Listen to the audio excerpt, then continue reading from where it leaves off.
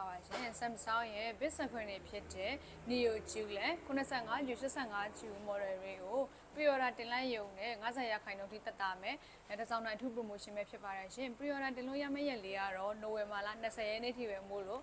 promotion ရဲ့မတိုင်ခင် pre-order လေးတင်ထားမှာပဲစိတ်ချရပါမယ်ရှင်။ညီမတို့85 Neo QLED TV တစ်လုံးကိုပုံမှန်စေ310ကျော်ကို pre-order တင်လိုက်တယ်ဆိုလို့ရှိရင်350ဝန်းကျင်ပဲကြာမှာဖြစ်ပြီးတော့85 Neo QLED TV တစ်လုံးကို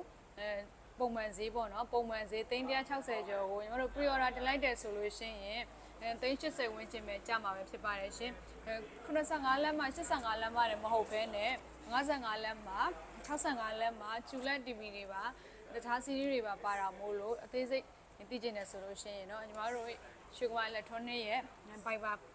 ဖုန်းနံပါတ်ဖြစ်တဲ့399616599395 3992514339အစားရှိတဲ့ဖုန်းတွေကိုဆက်သွယ်ပြီးတော့မှမေးမြန်းစုံစမ်းနိုင်ပါတယ်ရှင်အားလုံးကိုကျေးဇူးတင်ပါတယ်ရှင်